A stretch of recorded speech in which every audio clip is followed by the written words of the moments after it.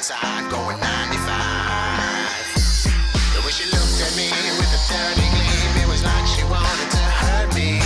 I seen it before, a beautiful night. I thought it could just be the white wine. Oh, here we go, it's a showdown between Geminis. Someone's going down, but it ain't gonna be me. Hey, what's up, guys? How you doing? It's Brooklyn Prepper. I'm back, right? I was on vacation for about 3 weeks and had a great time. Me, the family, my wife, the kids, and everything. We went up to our getaway home, and wow, what a great vacation! I was so relaxed. I haven't had a vacation like this in a long time. That I was so relaxed. I just I shut my brain off to everything else around me. But I'm back, and hey, and thanks everybody for the PMs. Where are you? Where are you? Right? I'm not in a trunk of a car. All right, I'm alive. I'm here. Right? But I really appreciate it. It makes me feel good that people are concerned, like where I've been. I'm shocked that people even notice that I'm gone. Right? But it was fun. It was a great vacation and everything. Right, so tonight I had a little free time. I figured let me make a video to touch base. I'm rusty. I'm nervous making a video for some reason. Right? Rusty. Alright, so what the video I was going to make today is that I'm going to stick my 2 cents in this whole bug out bag thing. When I'm bugging out, when something happens, something bad happens, it's a solar flare or, an EMP, right? I'm gonna put my bag on my back and I'm going to take me, my family, my kids and drag them into the woods somewhere, right? Basically, not really knowing where you're going, right? Even if you do know where you're going, how well do you know the place you're going to? Like we all could say, oh, I'm going to go to that state park. I know there's a lot of land. I'm going to go hide in there. But how good do you know that state park? And who else is going to be there, right? So what I'm trying to get across here is that if you're going to bug out, right, you have somewhere to go. Have that place set up long beforehand. Know the area, know the surroundings, know the people that's going to be there, right? Because if you don't know that, if you don't have that knowledge, and you're not familiar with the territory or the area or anything, and you're just going to bug out and just pray for the best, right? Your best choice is to stay where you are. Like I said a million times, I live in the city, right? I'm going to try to get up to my house up in the mountains, right? If something happens and I can read into it, where I can get out of here quick enough and get my family up there safe, that's where I'm going. But then again, I'm not going to go there only if I know I have my posse, my family and friends that are coming up with me and we all go together, because being up there alone is just too overwhelming, right? I think I have a better shot here, and if it's a major disaster, just waiting to storm out in the city here. I got my provisions, I got everything to last, and that's how I feel. If you really don't got a place to go and you're just going to slap a backpack on your back with some, how much food really can you bring with you? You can't really bring that much with you, right? But this video is basically going to go out towards the people that basically are considering buying a piece of property up in the mountains, right? And to have somewhere to bug out too. Right? Because we all got to agree, you really need to have a place to bug out to and have provisions there, right? Because in your house you're in right now, you're prepping, you have all these provisions, and you can't make it up there by some kind of vehicle, right? You can't carry all this stuff with you, so you really got to have other stuff squirreled away in your place where you're going to wait out the storm, right? And what I did when I was up there, I just made a video of my property, really quick video and stuff of like certain things to look for when you're looking for, if you are looking for a piece of land, which is smart. If you can't afford it and you have like-minded people around you, it's always good. You could chip in. You buy a community little piece of land, 5 acres, that's all you need. 10 acres, that's all you need. No, you don't even have to go that far. You could probably get away with like 2 acres, as long as you're near some state land and everything. You're set, right? But the main thing, if you are considering buying land up in the mountains or some place to bug out to, really take a good look at the piece of property you're buying. Just don't jump on just anything. You really want to see what it has to offer, right? So check this this little video out that I made when I was up in the mountains, just to show you my area a little bit. I'll see you in a minute. Okay, what I got here is tons of blackberry plants, right? You could see, look at it, I can't even pan the camera all the way around, but there's tons of blackberry plants, right? What's important when you're looking for a piece of property, right? You don't want to mow everything down and have big fields and everything. You want to try to let things grow wild. Keep all your wild berries growing and keep a lot of your land wild, because there are a lot of wild edibles, right? And that's all blackberry. All in here blackberry. You can make jam, you can make syrup, you can even make blackberry alcohol, right? Which is always a plus during a SHTF situation, right? But yeah, you want to get your drink on a little bit, you make some blackberry alcohol right there, blackberry wine they will call it, right? But everything, even goldenrods, there's parts of goldenrods that is edible, right? There's all different seasons for your different plants, right? Like in the spring, there's certain parts of the plant you can eat. Then in the fall, there's certain parts of plants, and like there's tons and tons of things around, right? And you just gotta let it grow wild, right? It's like farming your own land, but not even worrying about it. Let Mother Nature do the farming for you, right? So there you go. Those are tons of blackberry, which I have another big chunk in the back of my property. Also, what another good thing is to look for when you're looking for a little getaway piece of property. You know what? A lot of people might say they're going to be buying like 5 acres of land, and they see some swampy areas on the property, right? And it might turn them off a little bit. Oh, it's a little swampy over there, mosquitoes and everything. Believe me, mosquitoes, you're going to get mosquitoes no matter how your property is, right? But the swampy areas are good too, because what you have a plus is you get a lot of these cattails that grow in the swampy areas. And also you get frogs, a lot of snakes and everything that tend to hunt these grounds a lot. So there's abundance of food if you ever had to scavenge for some food. But cattails are great. You know, you could eat everything from the stems to the roots. Like I said, it's all about the time of seasons you start harvesting these things. But on a piece of my property, I have a lot of cattails in a nice little swampy area, you know. So like you see here, and back here I have more berry bushes, right? That's what's important when you're looking for a piece of a property, right? So you can, like, maybe if there's an emergency, get away with you and your family, right? You know, you don't necessarily just look for all beauty, right? Because there's tons of properties out there that might turn some people off, and you probably could get them for cheap, right? That have a lot of resources on them, right? Try to keep your land wild. Try to keep it going wild. Cut out a little part where you could go. You can, you know, bring your family during the summer and have nice picnics and campouts and stuff like that. You know, when you buy a piece of property, you're not only buying a piece of property to bug out to, you know what I'm saying, right? You're also buying the piece of property because it's a great getaway for you and your family to have some quality time together.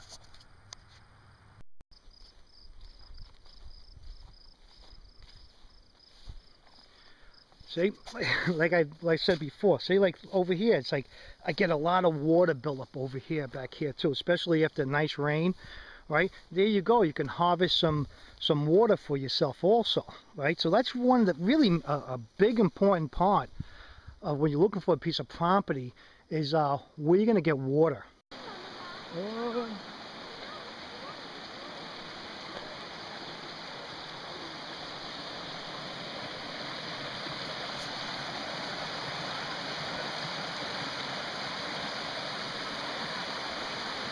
And it's a plus. What you have to do, you know, is scout out the local areas, find where all the good water spots are, right? So when you're looking for a piece of land, you want to try to find a piece of land that has an abundance of water, which is really important for an SHTF situation, as we all know. All right, my son's attacking me right now. Well, water, you got to keep in mind, it's really important. Right, and so we scout your areas out, you know, look before you buy a little piece of property and find out, how close water holes are near you, little lakes, ponds, anything you could get, so you could, you know, have a nice supply of water. What I do is when you're on your property, just when you're looking for a piece of property, really ask the owner or the real estate agent and everything, right? And they don't mind all that. Say, you know, can I come back and just scout the area and just check the grounds out really good, because you got to get down low, because you see a lot of stuff. I got tons of these wild strawberries growing all over the place, right? We grabbed a bunch of them already, but you know, these are the little things you want to look for. You got to get down on your hands and knees and really look at the piece of property that you're basically going to be using in case of emergency. Because, you know, even if you have a lot of storage food and, you know, blah blah blah blah blah, all your dehydrated food and all your you know, mountain house, whatever you have, you want to be able to supplement that with the stuff on your property, like apple trees, like I show you berry trees, and I have a bunch of apple trees on my property too, which is a plus, and you want to look for that too. And if you really go out there and search for the right piece of property, you know, you definitely could find it. And what you got to look for, you really got to like really pay attention what the property has to offer you as far as resources. That's really important, because there's a lot of properties out there that are really nice scenery and everything, but they really don't have a lot to offer. And here comes my elderberries.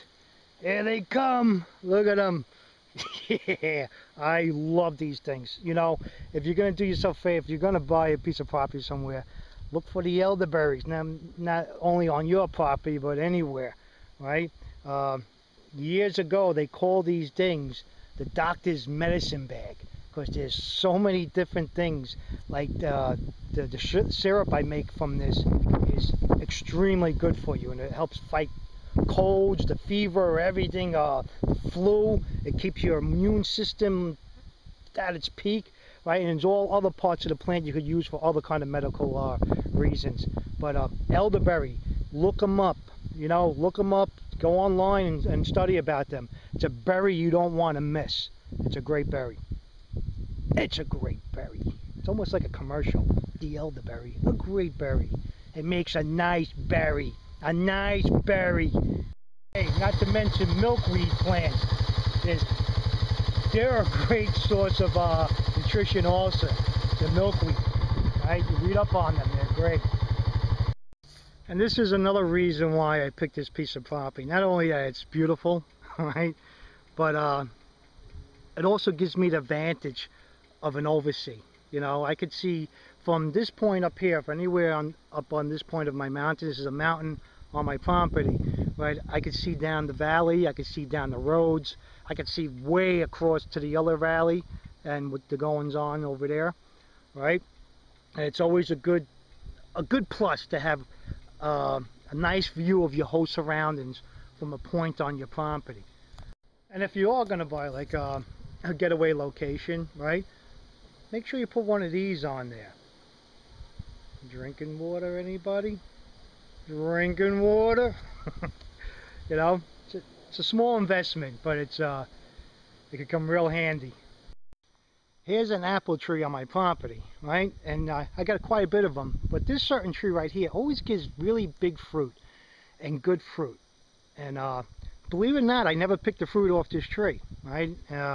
When I first bought the property, it bared one apple and never had any apples growing out of it, right? And for something with me, this tree represents Jesus Christ for me, right? And every time I walk past this tree, and that's the reason I don't pick none of the fruit off it, right? I always get a good feeling of my Lord Jesus Christ. So it's just like a reminder and respect to Him not to bear any of the fruit off this tree. Another thing you want to try to scout out when you're looking for a piece of property is not only around your own property, but you want to look around at farms and what the whole area has to offer.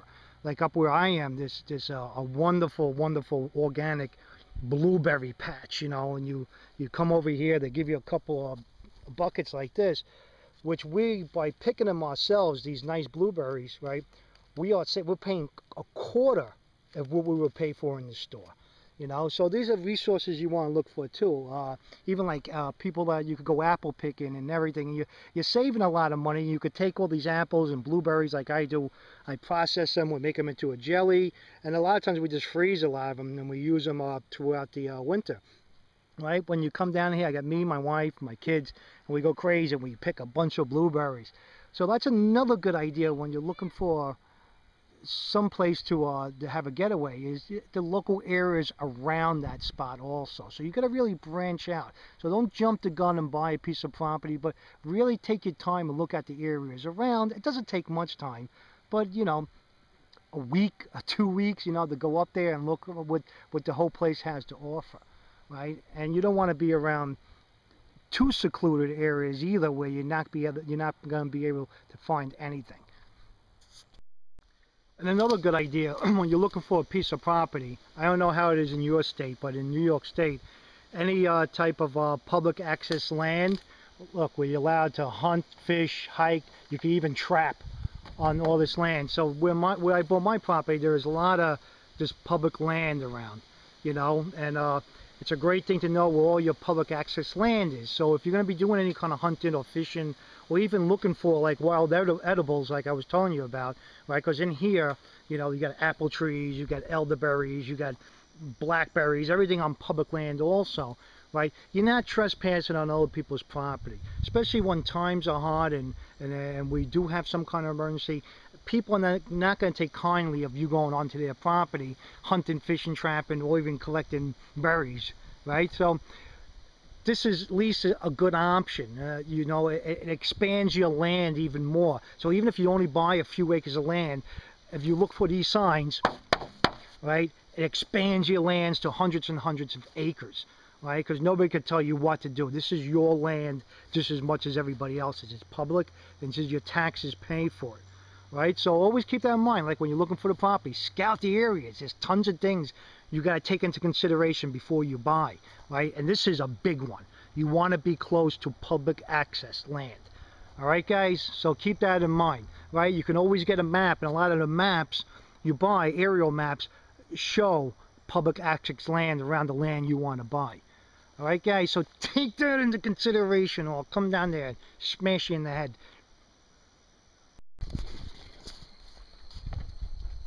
And another thing, when you're buying land, don't forget to be I almost cursed, a slob, and throw your disgusting McDonald bags and your Mountain Dew on the side of the highway. You know, that's being, you know, I'm no tree hugger or nothing like that, but this is a really good thing you want to do, is throw your garbage out of your car window. I tell you one thing, if I would find a person that, especially it's McDonald's, it makes it even more gross, because it's the shit that's killing America and Mountain Dew, right?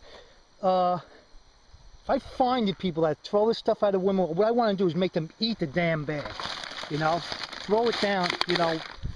Does it take much to throw it out somewhere, right? So, but when you're buying land, one important thing, be considerate to people around you.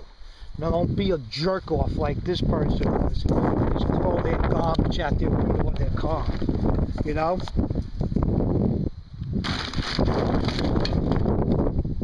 For other people to pick up, all right? Oh, I can't tell you how much that aggravates me when I see that, especially McDonald's, you know? It's the stuff that's killing all of us. All right.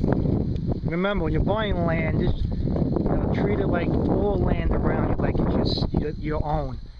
Guys, like I said, I'm no tree hugger, but that's disgusting. You gotta agree with me on that. All right, guys, so there you go. Like, you know, there's little tips, that I could give you, what to look for and everything. Hey, I'm no expert, right? But all I know is, like, if you have a lot of resources on a piece of property that you're gonna buy, right? You know, you can have your supply food, your dehydrated food, all your canning stuff and everything, right? You can have that, but then it's great to have all that other stuff to supplement your little supply cache that you have already, right? And then you could always, like I said, if things are really bad and it's going to last a while, you could preserve berries. You could dry them out in the sun or get a solar dehydrator, right? There's tons of things you could do. As long as you got a nice piece of property with all these wild edibles. And that's what, to me, I look around my piece of property, I'm like, wow, there's so much food here if something happens, right? Just take a little knowledge. You buy yourself some of those wild edible books, you know, that show you how, the wild edibles in your area, right, and how to prepare them and how to cook them. You know, I haven't really found a good one yet. If anybody could suggest a good one, you know, I really appreciate it. I was even thinking about maybe making my own little book, and if I do come around and do that on wild edibles and really in layman's terms, right, I'll let you guys know about the book if I decide to ever do it. You know, there's a lot of things I want to do and I don't get to it, right? But that's it. But there's another little trick I want to show you, right? So let me bring you down here. Okay, guys, this is like I showed you guys in one of my videos a long time ago. This is like the Google Earth photographs, right? So what I did, I'm not going to show you my pictures. I'm not giving my location away where all my secret stuff is, right? But what I do, I got a little book made with all these aerial photographs of my whole area within 5 miles around my area. I got a whole book set up like this. And when I do, right, in my immediate area ones, like when I scout out further, I look for like resources of like streams and lakes and places to go fishing and all that stuff. And when I do with these things, I laminate them. Before I laminate them, like if say, for instance, this was my house over here, right? And I know on this road there's a trail here and there's a trail here. You know, on Google Earth you can zoom in and zoom out. You can make the pictures, like if you really want a place of interest to be zoomed in further, right, you could do more detail on it, right? But what I do is I get all these maps, and how I got a little book set up. And every time I go down one of these trails, I'm in the woods or I'm scouting around on my ATV, right? If I come across an apple tree or a berry bush, right, on some public access land, right, or along roadsides, and I see a nice little bush, you know, what I do is I mark them on these maps, right? I got a whole little system where I mark what kind of berries, and I mark them, I write them down, okay, over here, and I color code it, right, where you get those little stickers. They're like these little round tab stickers, and you could just stick them on there. You could cut them up and make a little stick, like a blue one. Maybe a blue one would be, or a red one. All right, forget the blue one. All right, we could use the blue one for blueberries. All right, but okay, in apples, I would have a red sticker would be for the apples, right? Now, I know in this road over here, there's an apple tree, right? And it keeps track of all these wild berries and apple trees and everything all around my area, in the state land, in the roadsides and everything. So this is a little tip for you, a little word of advice. You know, before anything happens, you should be really, if you have a piece of land up there already, you should be doing this. You should be finding these berries, you should be finding these apple trees and marking them off, because you never know, you might need them one day, right? So good idea to use these aerial maps and make yourself a nice little book, right? Now, if you don't got a printer or anything, you could, it's easy, you know, you could just draw the thing, like say, okay, say the town is over here, right? And maybe your house is over here, right? And you know, you got a road that goes up, you got a road that goes up. Then over here, maybe there's like a mountain or something, like right over here, right? That might have all good berry bushes, like all around the rims of the mountains, and you know, all the wooded areas over here. But you could really make yourself you could draw yourself a map as you're going around, right? I shouldn't have to tell you that, but you know, you can also do that also. But this is the best thing to do, right, as far as get these aerial maps of your surrounding areas, and just mark them all up, make your own little system, and really do yourself a favor and get that done, so you really have a nice little book of your whole area. All right, guys, let me All right, guys. I hope that helped out. You know, I was just trying to make a little video here to touch base with you guys. But I really was thinking about this whole bug out bag and bug out thing all together, right?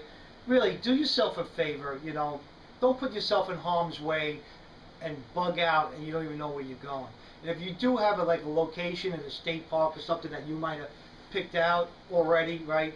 Really scout that area out. You know, use this stuff so you know exactly what's going around that area, right?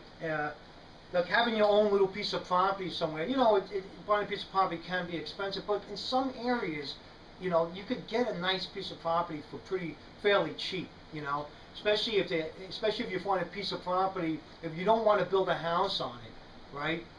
You could find a piece of property, right, that maybe has restrictions on it, that you can't build a house, but it could be a place where you could just go and you know it's yours, and you know it by the back of your hand. Right, you want to research that. Me, I took the route, I bought a house. You know, I bought a house up there, my secret bunker. You know, it's a really tactical bunker I have up in the mountains. I'll show it to you at the end after I finish blobbering. But anyway, I'm psyched to be back. I'm gonna have some more videos coming up and everything. And nice to be back, guys. Live for today, prep for tomorrow. I see you next time. Okay, this is in my bug out bunker. This is where we have chow. We all sit down and have chow, you know, tactical chow, not regular chow, just tactical chow. You know, this is the main planning area. We sit on these tactical couches and we take out a tactical map and discuss tactical things, you know, as we look at the surveillance monitor. You know, and this thing is an infrared tracking system, right? And then out here you got the tactical deck out here. You know, so you know you gotta realize when you gotta have a bunker. You know, and it's the tactical wood burning stove, right? And most important, this is the tactical one horn gazelle, right? And then we have over here is communications, you know, so we always know what's going on, you know, guys. So you know, when you're putting a bug out bunker together, you know, you got to really make it tactical, right? So no, not to forget, you know, another tactical bathroom, you know, what this is.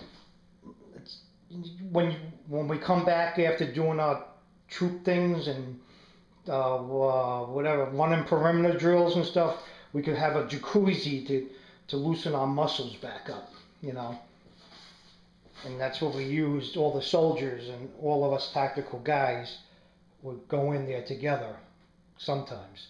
Depends if we drink or not. But that's it. This is my tactical bunker in the ground. I didn't mention that. It's underground. All right, so there's the planning table, like I said, and this is another. A lot of stuff happens here. We sit around and we make bullets and we talk about guns and more bullets and we show each other our guns and around this table to make sure everybody's guns are really like in good gun condition. All right, guys.